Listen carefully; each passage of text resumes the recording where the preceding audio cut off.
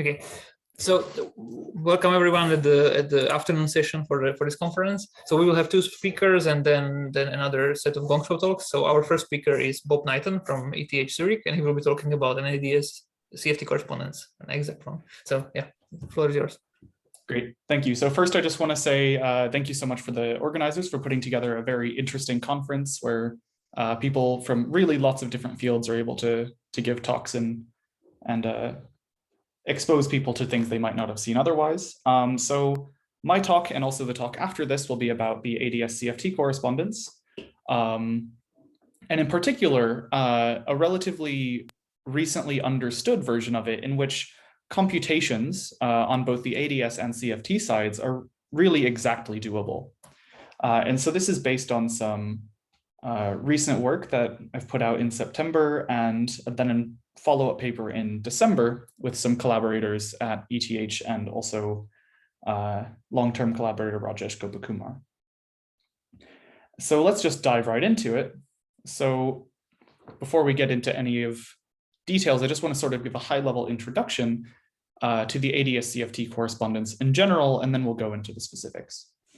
So the AdS CFT correspondence is a duality between two different kinds of quantum theories. So on one side, you have a string theory on a space-time, which is d plus one-dimensional anti-de Sitter space times some compact manifold.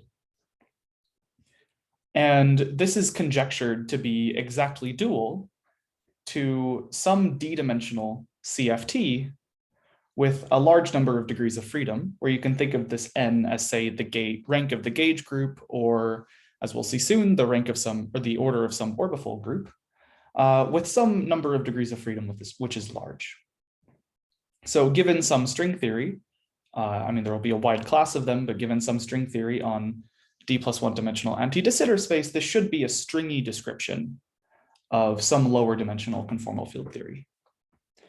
And the prototypical example, and the first one that was discovered, is that if you consider type 2b string theory on AdS 5 cross S5, then this is believed to be a stringy description of very well known, very well understood 4D conformal field theory, namely n equals 4 super Yang-Mills, with gauge group UN, and you take n to be large. And this is the so-called Maldacena conjecture. And really, despite a huge amount of evidence for the correspondence, despite people calculating things on both sides, either numerically or in some very special cases analytically, actually verifying the conjecture analytically for a broad class of observables is very, very difficult. And we'll see why in a minute. But what do I mean by these two theories should be dual? And so what's sort of the cartoon picture you should have in your head? Well, if you like to work in Euclidean quantum field theories, you can think of anti-de Sitter space as being a solid ball. And you can think of the boundary of anti-de Sitter space then, or the conformal boundary of anti-de Sitter space as being a sphere. So you have some d-dimensional sphere, and the bulk is some d plus one-dimensional ball. And so the cartoon picture is that whatever conformal field theory should be dual to your string theory lives on the boundary of AdS. So if I want to compute some correlation function, so say I put some operators at positions x1, x2, x3, and x4 in the conformal field theory, and I compute that correlation function, this same correlation function should be recoverable if I consider a string which starts, say, at position x1 at the boundary, propagates inside, and then scatters with some other strings, which then propagate off to the other points. And so this is a string theory computation. I can consider the string world sheet and sum over all the possible geometries, and I should recover some amplitude. And the sort of sharp statement of the correspondence is that if I pick the right CFT and I've picked the right string theory on AdS, then I should be able to get the same correlation function in both cases. This is a deceptively simple picture because actually computing the correlation functions on either side is typically very difficult, particularly because AdS CFT is what we call a strong weak duality. So whenever the string theory has weak coupling in some sense, and by weak coupling, I mean that you can describe string theory as classical geometry, so classical GR plus some semi-classical corrections. And this is really the only regime in which most string theory calculations are doable. Then the dual CFT is usually very strongly coupled. And so doing any computations is rather difficult beyond the perturbative regime. And the same is true vice versa. When the CFT has a perturbative description, then the string theory is strongly coupled in the sense that there is no supergravity approximation. And so you can't rely on semi-classical general relativity to do any of your calculations. And so whenever one side of the correspondence has a very easy calculation, the other side typically has a very difficult calculation. And so for verifying this correspondence, this is a very painful caveat. But for the moment, let's ignore that. Let's say you are very, very powerful and you somehow can do all of these computations yourself. What would actually be the recipe for verifying the AdS CFT correspondence? And as alluded to in the first slide, the appropriate limit to take, it seems, is to take the limit in which the degrees of freedom, so either the rank of some gauge group or some orbifold group, is very large. And in this case, you can consider a 1/n expansion. So in your conformal field theory, you should consider some 1/n expansion. And it's a classical result in quantum field theory that if you take this type of 1/n expansion and say you consider Feynman diagrams, so say I'm in some conformal field theory, or even more generally, any quantum field theory that has some symmetry, and I take n to be large, then you can write any observable in this theory as an expansion in 1/n. And the way that this expansion is organized is in terms of the genus of the corresponding Feynman graph. So you imagine you have some Feynman graph, you can put it on some surface. So either it's planar, you can put it on the sphere, or it might not be planar, in which case you might be able to put it on the torus or the two-handled body. And the corresponding factor of n that goes with each of these factors is n to the power of 2 minus 2g, schematically. And so to compute any observable, you take the genus G version of that observable, and then you sum over all of the G with the appropriate weighting. And this is very reminiscent of how calculations work in string theory. So how do you compute something in string theory? Well, you consider the string world sheet. So the string propagates out some sheet in space-time, and that sheet has some topology. And the recipe for computing observables in string theory is also that you need to sum over this topology. So you might consider the string being a sphere, or the torus, or some two-loop body. And this really corresponds to tree-level computations, one-loop computations, and two-loop computations in string theory. And so the ingredient is that you take some surface, so say I have a torus, and I compute some observable on that torus. And then the torus will have some non-trivial moduli, so I need to integrate over these moduli, and then I sum over all of the topologies. And this is how you compute something in string theory. So these two pictures really hint at the idea that in this 1/n expansion, you should be able to express your CFT in the same way that it would express some string theory. And this is sort of the original motivation for looking at the duality between string theories and ordinary quantum field theories. And so, like I said, let's say that you're very powerful and you wanted to take some instance of the AdS CFT correspondence, say I give you some duality that I've conjectured. The way you could verify it is by computing the sphere component, the torus component, and the two-loop component, and so on, and showing that they all coincide. And so this correspondence should hold at all orders in the genus expansion, where, I mean, you have a coupling constant on each side, you have n, and you have some string coupling constant. You should identify them in some appropriate way. The problem with this is that typically in string theory and also in the dual CFT, anything beyond leading order in 1 over n is difficult. So planar diagrams are typically easy. Sphere amplitudes in string theory are typically easy. Anything higher is usually very difficult.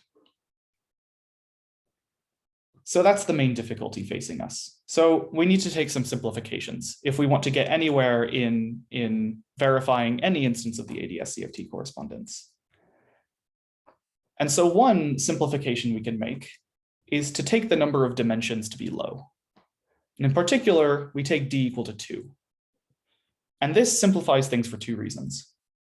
One is that string theory on AdS3 is much simpler than its higher dimensional counterparts. This is because AdS3, as a space-time manifold, looks like the Lie group SL2R, and string theory on a Lie group is modeled by what are called Wess-Zumino-Witten models, which typically are, in theory, exactly solvable if you're very powerful. Another reason that d equal to 2 is such a powerful simplification is because conformal field theories in 2 dimensions are also much more under control than their higher dimensional counterparts. This is because the set of conformal transformations that you can do in 2 dimensions is infinite dimensional. So this forms some infinite dimensional group of conformal transformations. And the way to see this is that you can take your 2 dimensions, x and y, combine them into some complex coordinate, and then conformal transformations are just holomorphic or anti-holomorphic functions. And so 2D conformal field theories also allow you to really unleash the power of complex analysis in order to get them under control. So if you take d equal to 2, there is a specific version of AdS3 CFT2 that in the last few years has developed a lot of evidence.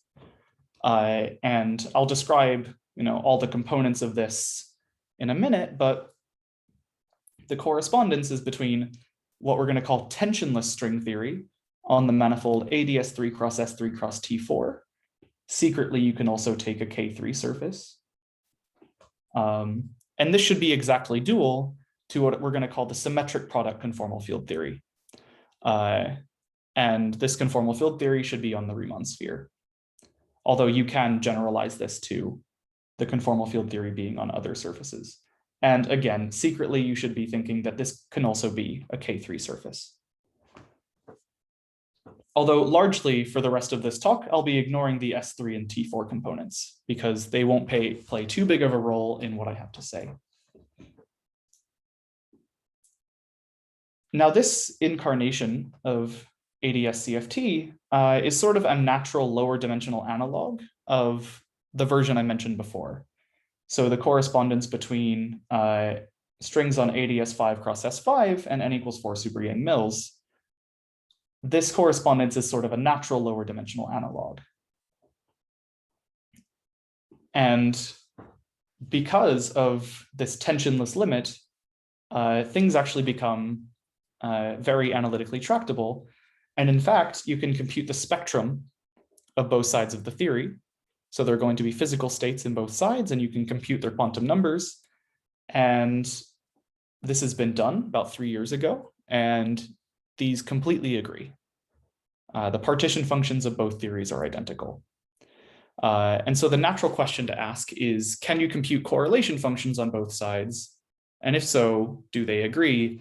And the answer again is yes. And this was shown a couple years ago.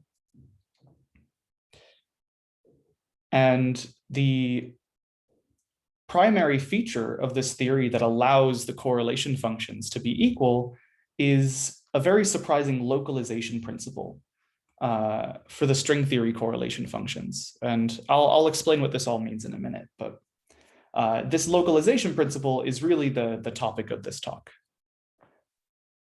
So before we discuss the localization principle or anything more fancy, first let me just introduce some of the key players here, starting with the symmetric product CFT, since it's probably not too familiar to most people. So let's say we have some conformal field theory X which we'll call the seed theory. Given this theory, you can define a new conformal field theory by taking n copies of your seed theory and then quotienting out by the action of the symmetric group, where the symmetric group acts by permuting the copies. So concretely, say you have fundamental fields phi, or coordinate fields if you have some sigma model. You have some fundamental fields phi, then the fields in the symmetric orbifold are going to be n tuples of fields, which are identified under permutation. So if I permute the order of the fields, this should give me the same configuration. Now, if X is a sigma model, which is the case we're actually interested in, although this works for non-geometric CFTs as well, if X is some sigma model, then the symmetric orbifold of X is a sigma model on the symmetric orbifold of the manifold.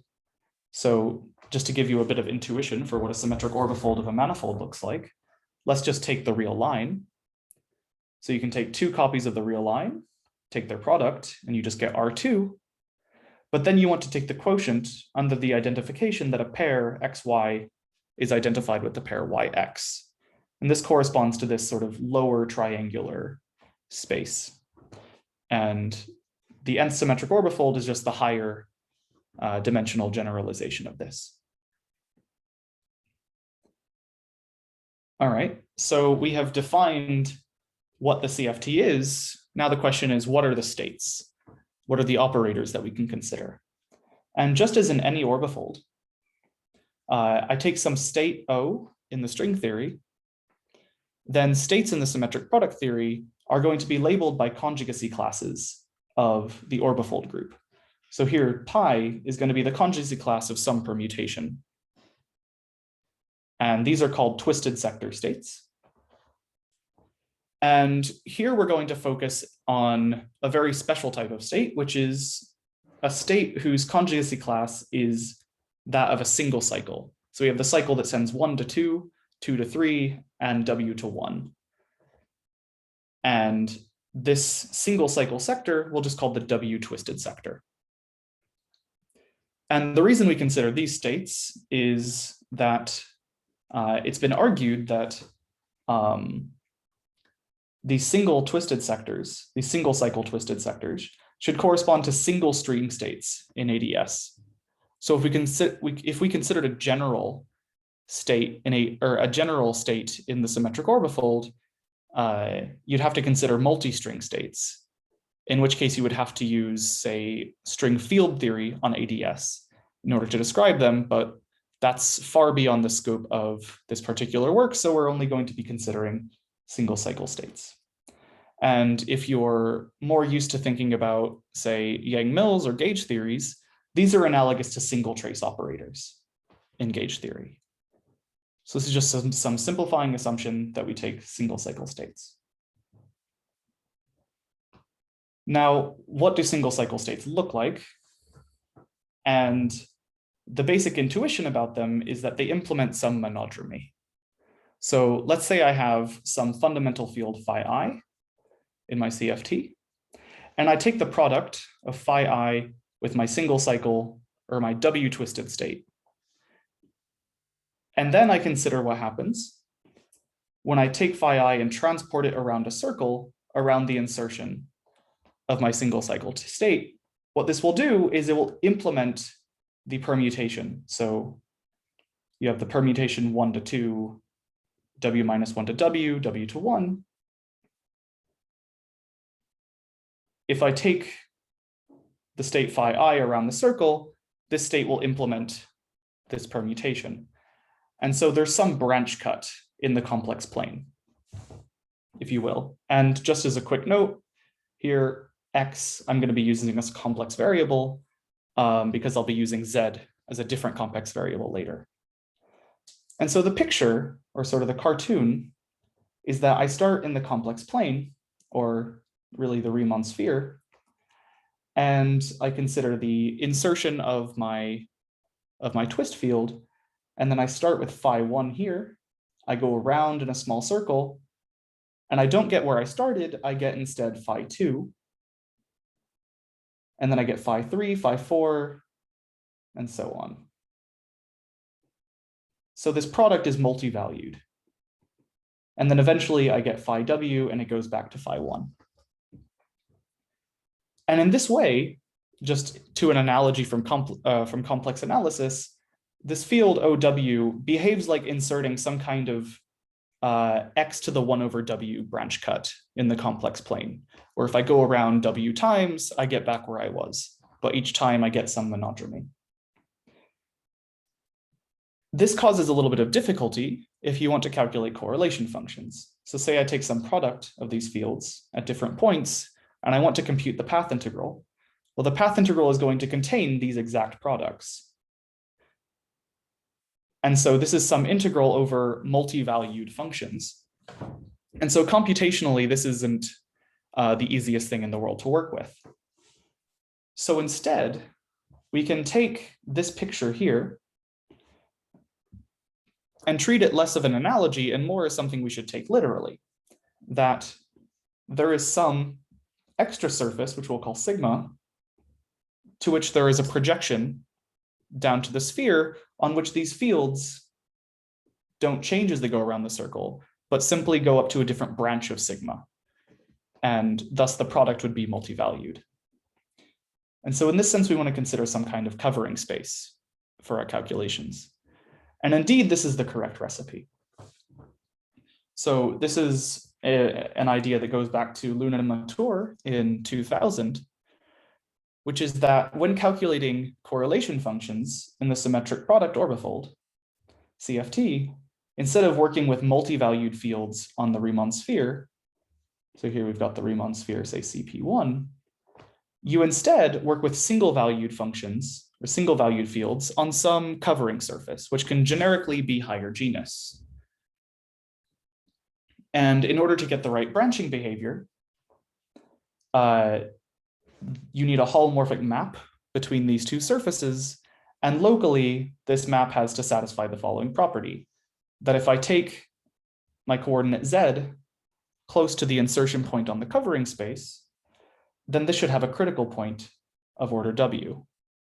And this is the way that you can recover this branching structure here that you need for fields to be single valued. And so in complex analysis, these are just called branch covering maps. And these are the fundamental recipe you need to efficiently calculate correlation functions in the symmetric orbifold.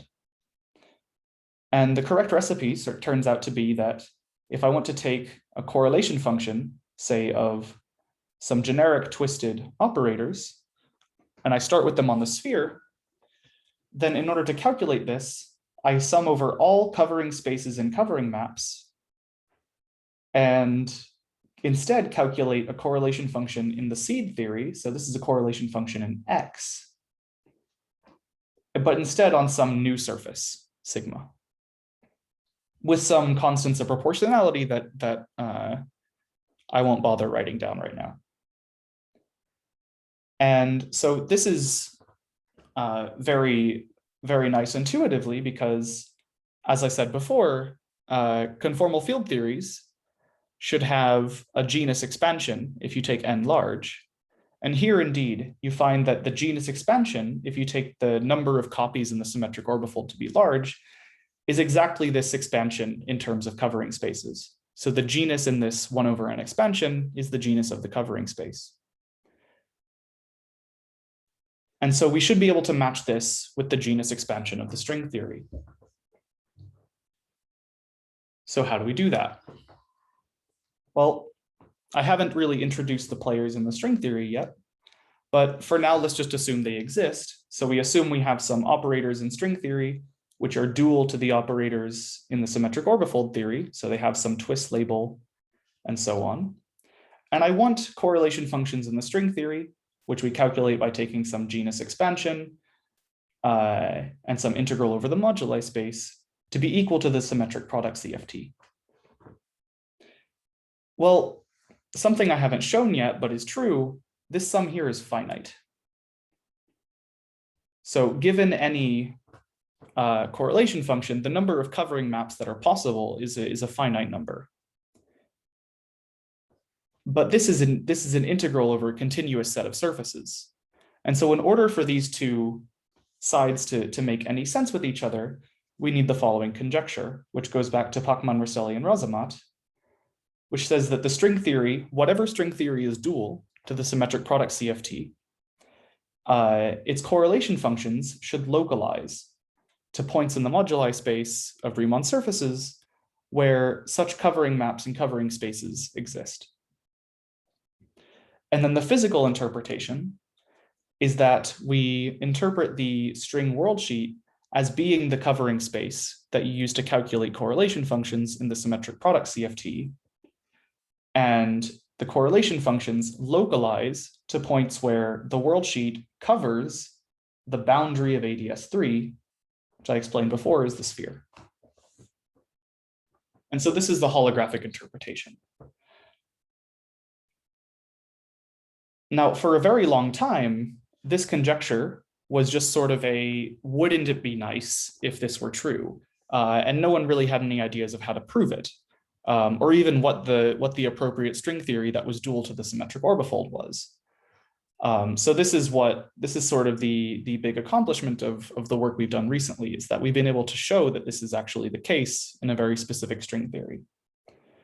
And in order to demonstrate that, I mean, we're going to get to the point where I'll actually show you the proof because it ends up being 4 lines.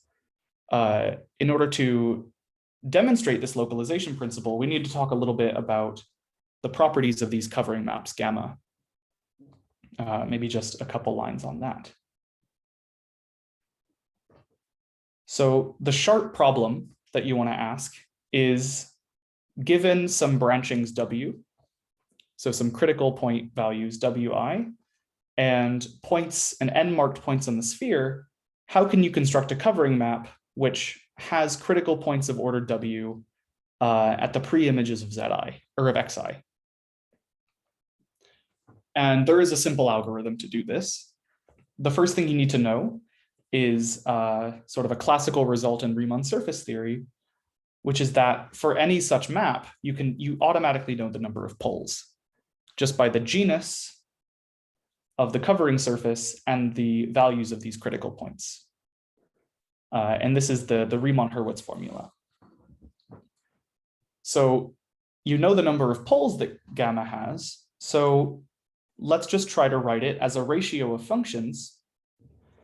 Strictly speaking, these are going to be sections of line bundles, but let's call them functions, each of which have no poles, but have n zeros. Since we know that gamma has to have the same number of zeros and poles because it's a meromorphic function on a Riemann surface. Then this constraint here, that gamma has a critical point of order W, becomes this constraint on the P plus and P minus. So P plus and P minus have to satisfy these constraints, and there are W of them for each critical point, and so the number of constraints is sum over W. And then there's some second, slightly more technical constraint, which is that gamma actually has to be a meromorphic function. And in order for that to be true, if you can consider its divisor, it has to be a principal divisor. And so a succinct way of saying that is that the divisor of gamma has to be in the kernel of the Abel-Jacobi map. But if you don't know what that means, that's fine. Just think of this as giving you G extra constraints on the covering map. So now you can count the number of constraints and the number of degrees of freedom, or the number of free parameters, because you have n free parameters here and n here, corresponding to the zeros and poles of the covering map. And then you also have one overall normalization factor that you can tune. And so the number of constraints minus the number of degrees of freedom, if you work that out, it's just n plus 3g minus 3.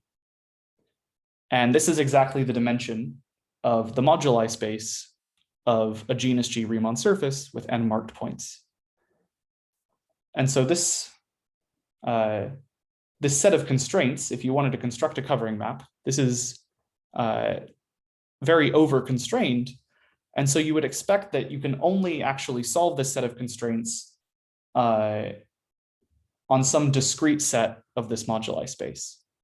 And this is why this sum over covering maps, when you're computing the correlation functions in the symmetric orbifold, this is why this sum is finite, because it's a sum over a discrete set of the moduli space of surfaces. But for now, just sort of keep these constraints in the back of your head because they'll show up later. All right, so now we can finally move to the string theory side of things and actually discuss string theory on AdS. And I'll give a very minimal introduction to it, just only the things we need. So string theory on AdS3, as I mentioned before, is very special because you can think of it as a Wess-Zumino-Witten model on the group SL2R. Now here I'm ignoring a lot of things. I'm ignoring fermions, and I'm ignoring the S3 cross T4 factors that that showed up in the definition of this AdS CFT correspondence. But for now, let's just say we're working with pure bosonic strings on AdS3, and there's an extra constraint that we have what's called pure NS-NS flux. But if that doesn't mean anything to you, don't worry about it. It's just a constraint on what types of theories you can have that can be described like this. And so a Wess-Zumino-Witten model in general, the fundamental fields are going to be currents. So we're going to call them J3 and J plus minus. And these currents are essentially the generators of the Lie algebra SL2R. And if you take some mode expansion in them, so you take some Fourier transform for these currents, then their modes satisfy the algebra SL2R at level K, where this is the affine Kac-Moody algebra at level K. And the states in the theory are going to be highest weight representations of this algebra. So you can think of SL2R essentially as being SU2, but non-compact. And so the representations are going to be labeled by some spin, J, and then some magnetic quantum number, M. And then to get representations of the full SL2R level K algebra, you need to consider descendants. So you act on with some creation operators. Now, we're going to be only interested in these highest weight states. So just these states MJ. And given a state MJ, you can define a vertex operator. So this is just the state operator correspondence in conformal field theories. You can define some operator that describes this state being emitted somewhere on the string world sheet. And so usually in most applications of string theory, you'd be done and you could calculate correlation functions of this thing. But it also turns out to be very convenient to introduce an extra label on the correlation functions, which we call X. And you get the X label by taking this vertex operator V and conjugating it by e to the xj0 plus. And the interpretation here is that J0 plus can be interpreted as the translation operator in the dual conformal field theory. This is a non-trivial statement, but let's just take it as fact, in which case the coordinate X can be thought of as the coordinate of the dual conformal field theory. So you think of, you have AdS3, you take some string operator, and I don't know, you have some world sheet, you have some vertex operator, which on the world sheet has coordinate Z, but on the boundary of AdS has some coordinate X. And so this is what this operator corresponds to. So these are sort of the states we're interested in. But also there's one more generalization we can make. Namely, we have to think about winding numbers. So strictly speaking, there is no winding number in AdS3. Any wound string I can always unwind. But the boundary of AdS3, so now we're going to think in Lorentzian signature because it's slightly easier to get the picture here. The boundary of AdS3 is basically an infinitely long cylinder. And so you can imagine that if you have a string state which is very close to the boundary, infinitely far in the past, then it can wind around the boundary of AdS a bunch of times. And so this is sort of an asymptotic winding number, which isn't conserved when the string goes into the bulk because the string can just unwind, but is conserved as long as the string is close to the boundary. And we call states that wind around the boundary a bunch of times when they're emitted, we call these spectrally flowed states. This is a terminology that comes from the representation theory of SL2R, but now just thinking of it as having W winding number.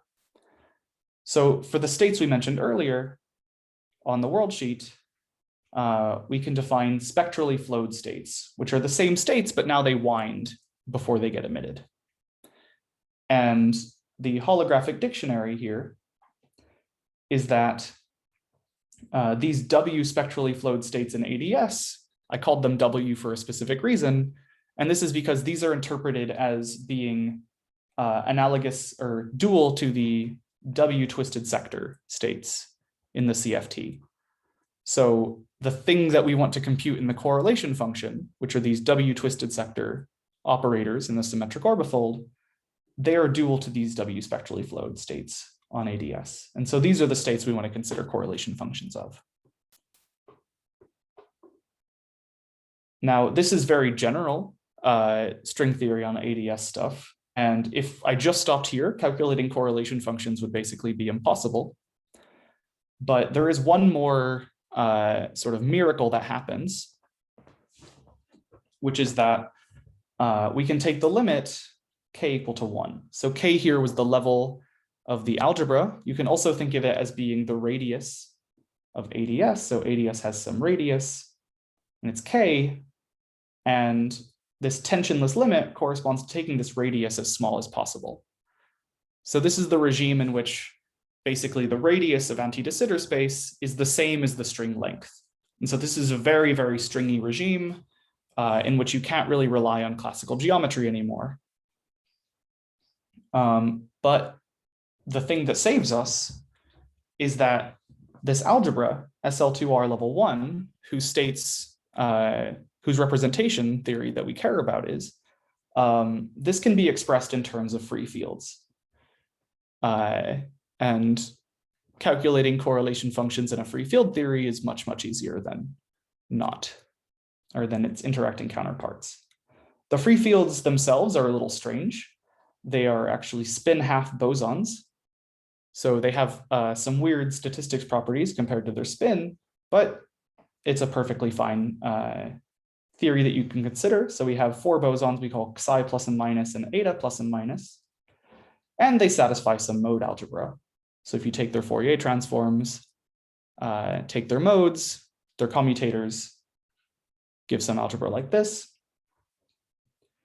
And then from these fields, you can take bilinears of them. So you can take products, normal ordered products, and these give you spin 1 fields, which we call J plus and minus and J3. And these currents, these generate SL2R at level 1. And so SL2R at level 1 is generated by these free fields. The subtlety, or the problem here, is that the free fields actually generate a much bigger algebra than SL2R level 1. This is not nearly all of the bilinears that I can write down, but it turns out that you can reduce the full free boson theory to just SL2R level 1 if you gauge out by an appropriate extra current. So you take a U1, which is generated by this current, which is like J3, but with the wrong sign here. And if you impose that you only care about gauge invariant states and gauge invariant operators with respect to this gauge field, then you just get SL2R at level 1. And so this is the string theory we care about.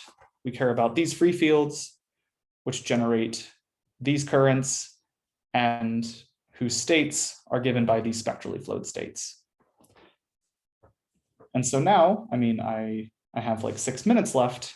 And so in those last 6 minutes, we can essentially prove this localization principle. So first we have to define what correlation functions we're interested in. And naively, you might just say, take the states we're interested in, take the operators we're interested in, take their products, and take their expectation value. That's the standard procedure in any quantum field theory. But it turns out, for reasons that I do not have time to get into and also do not fully understand yet, that this isn't quite the right recipe. If you do this, you don't get quite the right correlation functions. It doesn't match what you would expect from AdS3. And the correct procedure is to introduce extra fields. So we have n plus 2g minus 2 extra fields, which we call w. And these fields, you expect them to not do anything physical. So for instance, their coordinates don't change anything because these fields are in the vacuum representation of SL2R. So in terms of AdS3, you don't see them. The problem is that they're not gauge invariant. And so if you actually want to take, if you want to gauge out this U, then this correlator is a little funny because it involves non-gauge invariant operators. But for now, let's just take this as the definition of the correlation function we want to compute. And maybe if there are questions about it, I'll try to answer some of them. So now the last ingredient we possibly need is the action of our boson fields on the fields occurring in the correlation function. So these boson fields, psi, if you take their product with the W fields, and then you take the distance between them to 0, you get 0. And if you take the product eta with W, then you get a pole. So you get an OP that has a first order pole. And there are two other OPEs we need, which is that if you take the product of psi plus and minus and V, then you get something with a pole of order W plus 1 over 2. And then there's a magical combination, psi minus plus x psi plus, where if you take the OPE of this with, you take the product of this with V, then this gives you a 0 of order W minus 1 over 2. So now in my last couple of minutes, I will show that this is that localization occurs. I mean, if you want to phase out, you can, because this is just sort of the finish line result, but the actual proof is deceptively simple. It is just some simple complex analysis on Riemann surfaces. So the trick is to consider the correlation function we like, but modify it a little bit by adding one of these free fields. And in particular, we add the psi ones. Then you define this correlation function to be some function on your Riemann surface. Strictly speaking, it's a holomorphic spinor form, but you define this to be some function on your Riemann surface. And then you can look at the structure of its zeros and poles. So if I take the OPE, or if I look at what happens when I take Z close to one of these insertion points, I have this OPE, and it tells me that I should have a pole there of order W plus 1 over 2. So both of these forms have poles of order W plus 1 over 2 at the insertion points. Similarly, if I take Z close to one of these insertion points, I should get a 0 because the OPE there had a 0. So if we know some subset of the zeros and we know all of the poles, then we can just quotient them out. So here, this function theta, xy, this is the prime form on the Riemann surface, but you can think of it as just being x minus y as x and y get close to each other. And so if I say multiply by this prime form raised to the power of W plus 1 over 2, I remove the poles. And then if I divide by this prime form at the U alpha insertion points, then I just get rid of the zeros. And you can show that these leftover functions, p plus and minus, they have n zeros and no poles, where n here is the number that showed up when we were constructing covering maps, the number of poles of the covering map. And finally, based on this last OPE here, you can show that p plus and minus obey this locality condition. And furthermore, as another technical constraint, they have to be elements of the same line bundle. And so the ratio the divisor of the ratio has to be some principal divisor. This is just saying that if I take the ratio, I get some meromorphic function. But this is exactly the set of constraints we found earlier in determining whether a covering map exists. And so the set of constraints that these correlation functions have to define or have to satisfy is exactly the same set of constraints that covering maps have to satisfy. And so if no covering map exists for a given surface and set of marked points, then only the trivial solution, namely that the correlators vanish, works. And with a little more work, you can show that if you take out this psi, the corresponding correlator also vanishes when a covering map doesn't exist. And so your correlation functions have to localize. And that is, so your correlation functions have to vanish unless the covering map that you use to calculate correlation functions of the symmetric orbifold exist.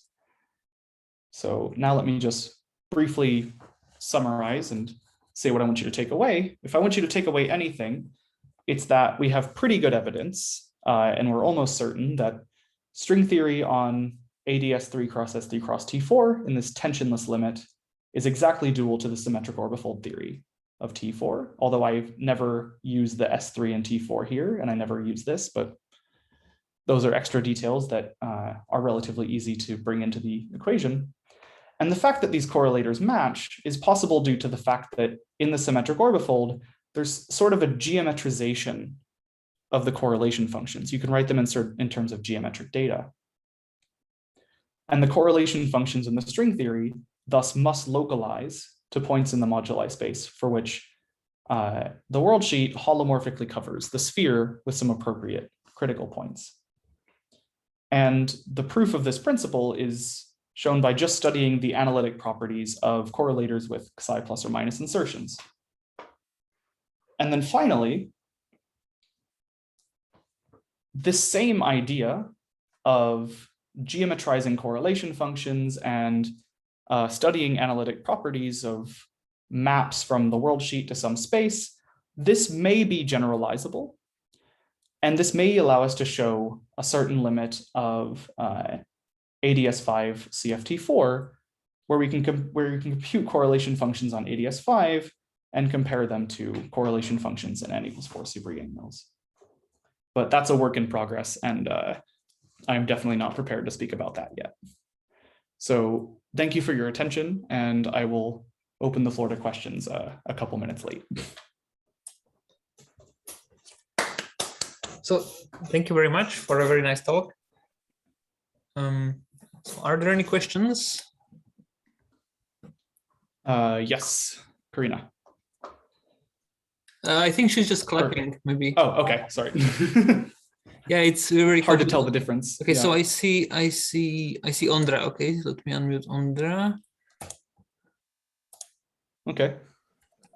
Hi, I have a question about those extra W inserted operators. So, yeah. So in higher generous surfaces, when I'm calculating a correlator of of normal string, I need to insert those B ghosts. Is this an analog of that what happens on a sphere? Like they seem to be in the right number at least. As what I would so insert the reason that these W fields show up is that when you compute correlation functions in string theory, in superstring theory, you have to introduce picture changing operators in order to get the right form of correlation functions.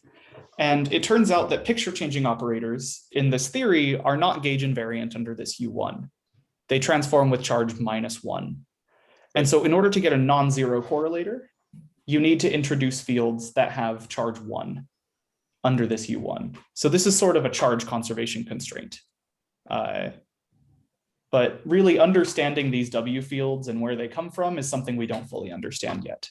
We just know that you need to put in a certain number of them in order to get a non-zero correlation function. I see. But yeah, that's why this number looks like the number of B ghosts that you would expect. Thank you. Of course. Yeah. Any other questions? I might have another question if no one else. Yeah, no one else seems to have a question, so go on. For Keiko1, you have free field representation, but you can also do other ones via Wakimoto representation, right? Yes. Can you also say something about those parts of the spectra? Those different levels where you can implement the Wakimoto? Yeah, so there is a certain amount of information you can get from the Wakimoto representation. So that was done back in this paper from 2019. They did a little bit of analysis on, constraining correlation functions using the Wakimoto representation. The problem with the Wakimoto representation that doesn't allow us to do this kind of analysis as sharply is that Wakimoto fields are not holomorphic or anti-holomorphic. They're not strictly chiral. And so the fact that our free fields are strictly chiral, so we have a chiral and anti-chiral half, really allows us to use the analyticity properties of these correlation functions to work things out. But indeed, the Wakimoto fields actually play an important role, namely that, so there are 3 Wakimoto fields. You have beta, beta bar, and gamma. And gamma here, if you put it inside of any correlation function, so you take some correlation function, this actually gives you the covering map. So the Wakimoto fields do have an important significance in this story, just not in this particular argument. I see. Yeah. Thank you. But yeah, very good question. I might have another much more basic question. So can you comment briefly on the statement that you made that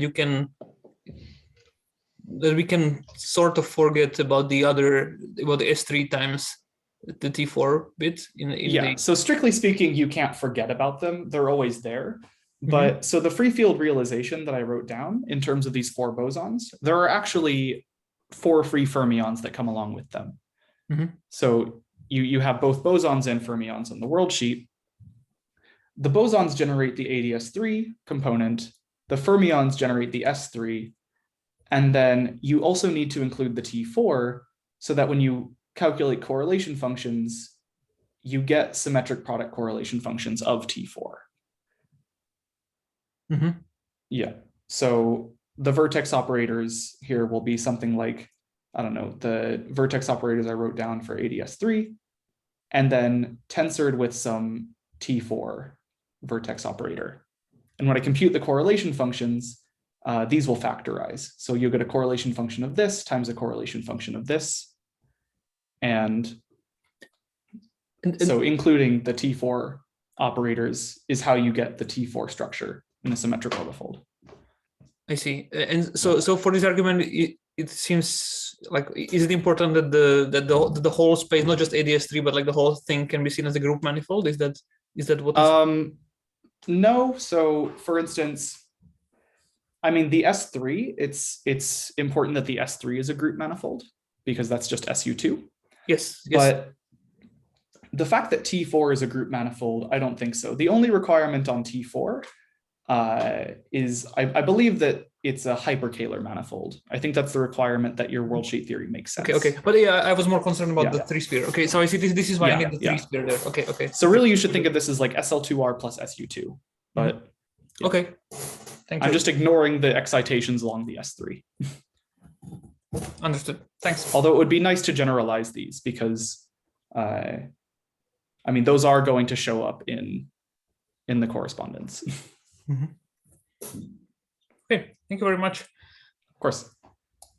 So, right, so supposing there is no further questions, then let's thank Bob again for a very nice talk. Let me stop the recording.